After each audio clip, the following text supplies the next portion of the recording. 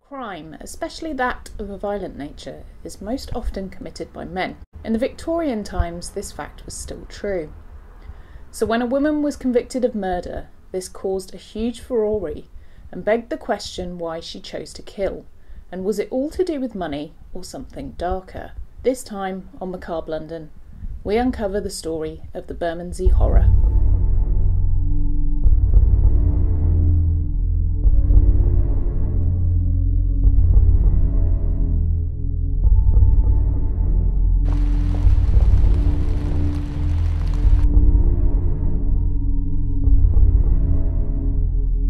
London today is a bustling metropolis, an exciting place to visit, and a somewhat safe place to call home. An eclectic mix of people from all over the world live in London, and the crime rate is dropping year on year. In some parts of this vibrant capital, the crime rate is lower than that of much smaller cities in other parts of the UK. However, things haven't always been so safe. Stories and tales of old have echoed around the streets and grown to become that of legend, particularly those of a gruesome nature. Today we'll be exploring one of these stories and discovering about London's often bloody past. My name is Nikki Druce, and this is Macabre London.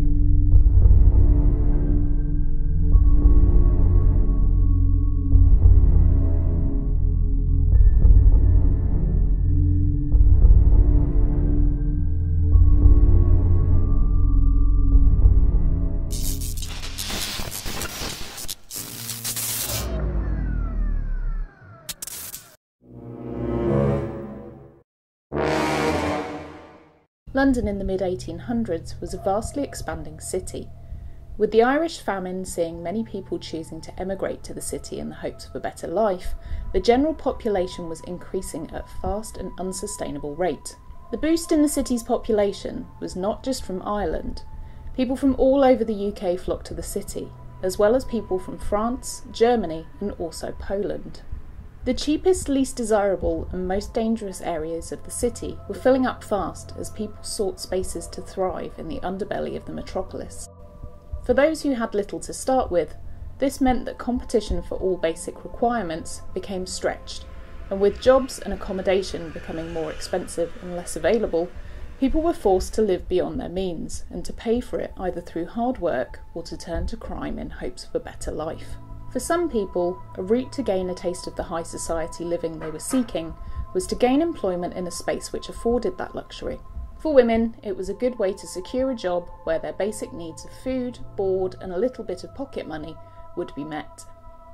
By being a servant in a rich household, women would have the opportunity to mix in higher society than in their day-to-day life, and this meant that they would be exposed to wealthier suitors and have the possibility of marrying into money, which would provide a more comfortable form of marital imprisonment than the usual methods. The other opportunities for employment for women in London at that time were limited. If you left home without marrying first, then you would need to make your own way in the world. Most women got married, were kept by their husbands, had a family, and when they inevitably outlived their spouse, would inherit their beloved's insurance money. For those women who didn't take the standard route of marriage, babies, and inheritance, there were only a few choices of career: become a domestic servant, end up in a workhouse, or sell your body on the street. None of which were particularly desirable options to be forced into. Marie Druce was born in Switzerland and moved to England in search of the high life. Marie procured herself a job as the maid to Lady Polk, wife of Lawrence Polk, who was a Member of Parliament in Devon in the southwest of England. Marie then moved to London, where she obtained a job as a maid to Lady Blantyre, the wife of Lord Blantyre, who was a Scottish politician residing in Stafford House, now named Lancaster House, in the St James's Park area of London in 1846. Marie met Frederick Manning in 1846, and by 1847 the two were married. Frederick was a publican and not a well-off man. Pair that with a heavy addiction to the alcohol he peddled and a penchant for violence, and Marie had landed herself a real catch. Frederick enticed Marie into marriage by boasting about his inheritance he was soon to bequeath from his ill mother. He told Marie that his mother was at death's door, but after their marriage, Fred's mother made a miraculous full recovery, and the pair were set to be living off slim pickings for a while into the future. So with a newly acquired home in Bermondsey and money beginning to run dry, Marie had to come up with a plan so as to not be forced onto the street. As an enterprising lady, and in her time before she married Fred, Marie had been courting an older gentleman by the name of Patrick O'Connor. Patrick was a well-established gentleman. He was a moneylender who had set up his own business and as a result was fairly well off. When Marie married Fred, she broke up with Patrick, but the two stayed in contact, and Patrick always held affection for her. After Marie had visited Patrick one evening, the pair seemingly formed a financial agreement between them, as they would be seen going to each other's homes in the evenings, and one of them leaving after around an hour or so, which suggests that Marie was providing mistress services in return for money. None of this was ever confirmed by Marie herself, but was highly suggested by those who knew her. Fred was seemingly okay with this arrangement, as the pair would convene at the marital home with no objection from him, and Patrick was often seen out in local pubs with the couple. But this jolly threesome could only last for so long. Fred's drinking problem was getting worse, and Marie was feeling the brunt of it. Neighbours said they heard sounds of fighting, and crying could often be heard regularly. With tensions high, and Marie restricted by limited options for getting out prosperously from her broken marriage, she and Fred recognised that the end was near for their relationship, and began plotting a way that the two could split and be financially independent. Knowing Patrick had plenty of cash tied up in bonds, the only option was to steal them, but there was one small problem with this: Patrick wouldn't just hand them over. Marie went to Patrick's flat one evening and was let in by the shopkeeper, who allowed her access into the abode through the back of the shop. The shopkeeper, who was also the landlord, was not keen on Marie. She said she often would find her to be rude and coming and going at all hours of the day. Patrick would allow Marie over to his apartment alone, so she could be waiting for him when he would return from work, often having prepared a meal for him so the two could dine together. On this evening, Patrick had already made his way home, and Marie appeared later on that night.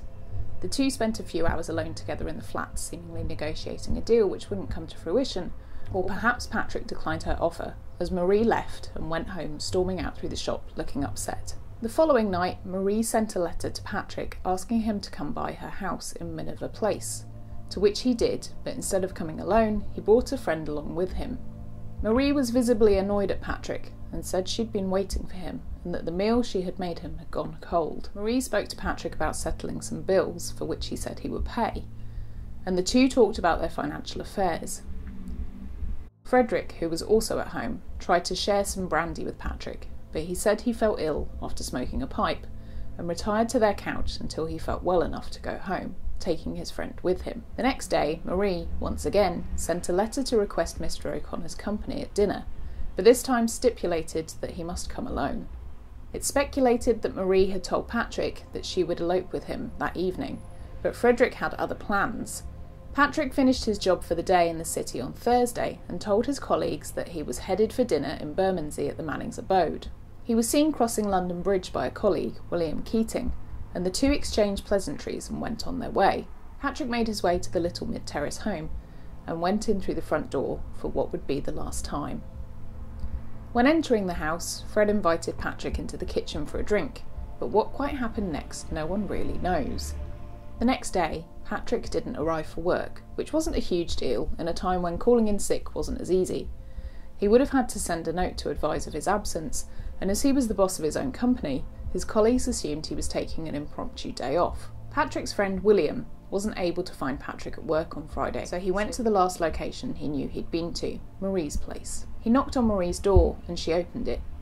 William asked if Patrick was there and was told that she hadn't seen him. Marie said she'd invited Patrick for dinner on Thursday, but he didn't turn up. William said that was strange, as he'd seen them on the bridge that evening, and he said he was heading for dinner with them.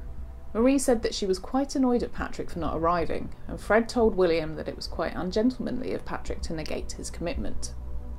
William Keating left the Mannings, but another friend and colleague of Patrick's, William Flynn, picked up where he'd left off.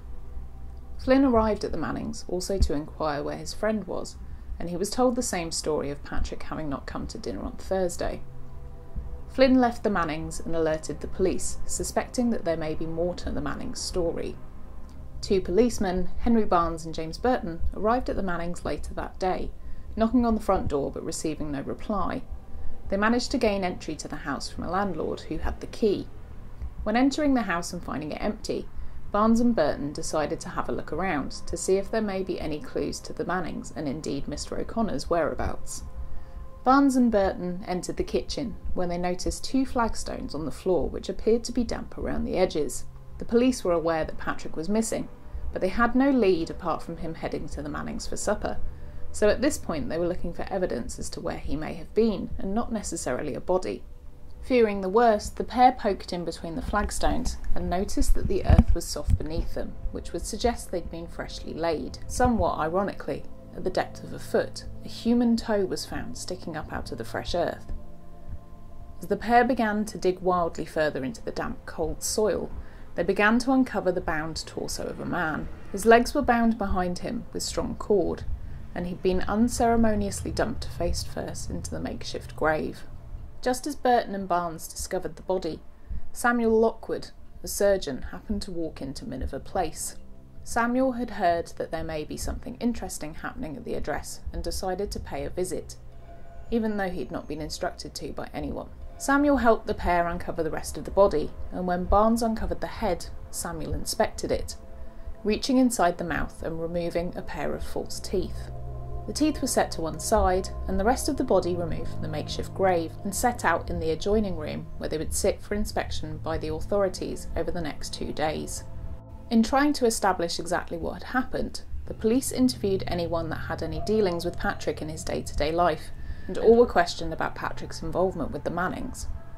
In a first for dental recognition used to successfully prove the identity of a body, Patrick's dentist checked the teeth and confirmed that he had indeed sold these to Patrick, meaning the corpse's identity was now confirmed. Patrick's body was given its post-mortem in the kitchen of the Mannings by Samuel. Patrick's head was inspected, and even to the untrained eye, it was obvious the skull had suffered blunt force trauma. Samuel felt around the damaged area of the skull, looking for fragments of a weapon or any other evidence. As he pinched around the forehead, he felt a lump protruding from the skull and out through the skin. Cutting into the forehead, he uncovered the tip of a bullet which had lodged into Patrick's head. Whomever shot Patrick was clearly frustrated, as the gunshot didn't kill him outright. It would have caused him to have a protracted death. And in perhaps a bizarre last step of humanity, in trying to dispatch him quicker, the murderer bludgeoned his twitching body to death, causing the blunt force trauma. With not much else to go on, and the location of the body being fairly obvious as to who had carried out the murder, police were now on the hunt for the missing Mannings. The policeman visited Patrick's flat and spoke to the shopkeeper, as they figured the girl working there on the night of the murder may have some insight into Marie's toing and froing. The girl said Marie had been into Patrick's flat twice, once on Thursday evening and once on Friday morning, when she changed a large note with her, looking somewhat nervous. But as the shopkeeper had told her to pay no mind to Marie's often strange behaviour, the shopgirl didn't think to mention it to anyone. The police went into Patrick's flat and noticed that it seemed as if all his belongings were there, apart from 2 locked boxes which were open. When checking them over, both boxes were empty, apart from some letters and documents, but neither contained any cash. The interviewing of neighbours of the Mannings concluded some vital verbal evidence in the form of a 12-year-old girl who sold matches in the street. The girl said she'd been approached by Marie and asked if she could clean. The girl said she'd be more than happy to help. When entering the house, Marie asked the girl to fold many scraps of linen that were drying above the fire, many scraps of linen that had been used for cleaning that morning. She said there wasn't much else to do in the way of cleaning, as the kitchen was spotless and Marie was scrubbing the floor in there. The girl said she saw Fred coming and going from the house that morning with a man who was removing some furniture, and that Fred was handed cash for it, from which she was paid. The girl was told to help tidy the rest of the house before she was asked to leave, saying that Marie was very kind to her all the while she was there. With the house tidy and people starting to inquire about Patrick, the Mannings must have thought it was too risky to stick around for much longer, in case the police came knocking. The pair left together from the home, but so as to not bring too much attention upon themselves, and now each financially independent thanks to Patrick and his wealth, the two split. Frederick was arrested in Jersey, and Marie was captured in Edinburgh after trying to transfer property which bared the name Patrick O'Connor.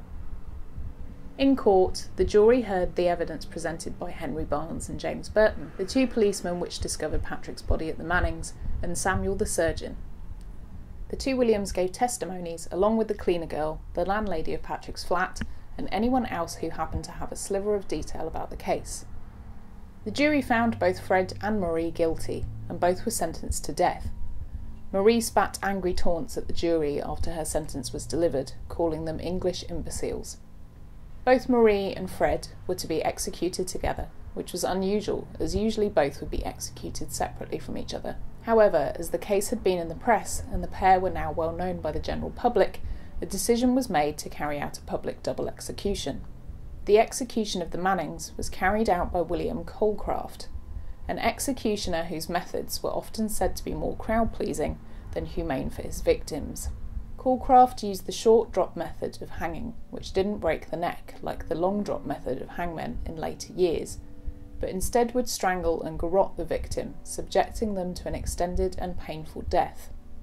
In a time when public executions were a day out for all the family, this meant the spectacle of a person's execution became a sadistic performance to Colecraft. He became the showman of death, showing off to his audience. He would climb on the condemned person's shoulders after he pushed them off the drop and when they were suffocating from the noose, in an effort to add extra weight to break their neck, or alternatively, he would rally a few people together to pull down on their legs, resulting in the rope being pulled tightly into the flesh of the person, causing more unnecessary injury. At a time when entertainment was scarce, the increased and extended suffering of a prisoner was seen as an enjoyable thing to witness. However, public execution was dropping in popularity, and not all people agreed that the spectacle of death should be witnessed by others, particularly that of a female. Charles Dickens attended the execution and said that it was an incredibly sorry thing to witness. Marie and Fred were executed outside of Horsemonger Lane Jail, and people in their thousands came to watch them. Marie wore a black satin dress, and it's believed that her choice of material on her death day led to a rapid decline in the sale of the fabric throughout the rest of the Victorian era. Perhaps the connotations of the material having been worn by a convicted criminal was what put people off the fabric, or maybe it was that the sight of it conjured up visions of Marie kicking on the gallows. However you look at the case of the Mannings, it's hard to dismiss the unfairness in the trial against the pair. Even though it's not definitive how the murder was carried out, it's most likely that Fred shot and beat Patrick to death, as the injuries would require a large amount of force, and Marie carried out the burglary of Patrick's worldly possessions. But was it right to convict both parties the same? In a world where women had no career progression and were put upon pedestals that simultaneously lifted them into being precious and respected, it also stunted them into being reliant on their husbands for finance, and thus were trapped by a thinly veiled, well-meaning idea which allowed control over half the population. Perhaps if Marie had been able to separate from Fred and the two were able to be financially independent without Fred's wage and Patrick's companion payments to Marie, then they wouldn't have needed to murder Patrick, and the two could have been happy alone. If Marie just coerced Fred to murder for money, then why didn't she just ditch Fred and marry Patrick, or leave Fred and rob Patrick? No one knows for sure, but perhaps the idea was to exact revenge on both. After all, Marie had suffered at the hands of an abusive husband in Fred, and the arrangement between her and Patrick was not something she wanted to do, but was a means to an end of being backed into a corner of limited options. If Marie had instead told the police about Fred murdering Patrick, and she had taken some, but not all of his money, she could have been comfortably well off for a while, and probably gone undetected. However, an inbuilt fear of Fred, the threat of being found out and playing chicken with the hangman's noose, led her to think otherwise. Marie's story read as a warning to those in the Victorian period who may have thought murder for profit may be lucrative, and even though Marie paid with her life for her crime, and of course her acts were immoral and incorrect, I can't help but think that if she'd just been able to get a normal job without having to live off the money of the males around her, none of it would have ever happened.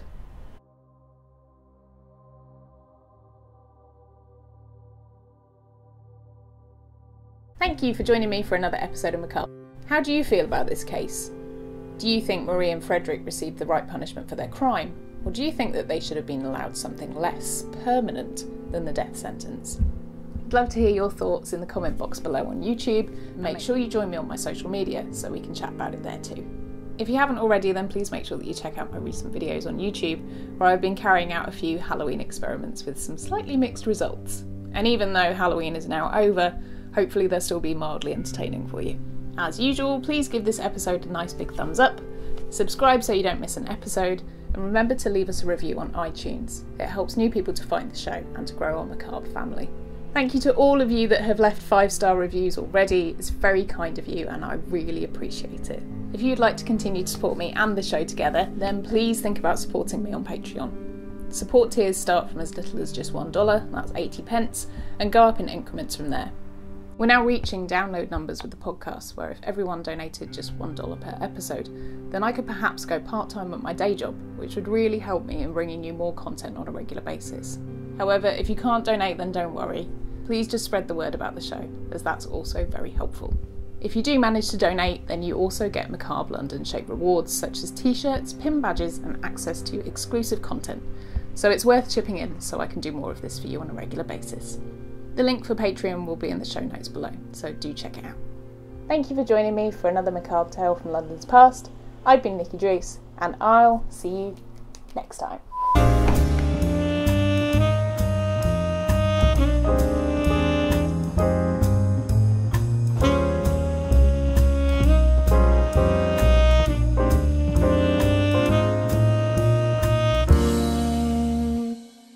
It would have caused him to have a protracted.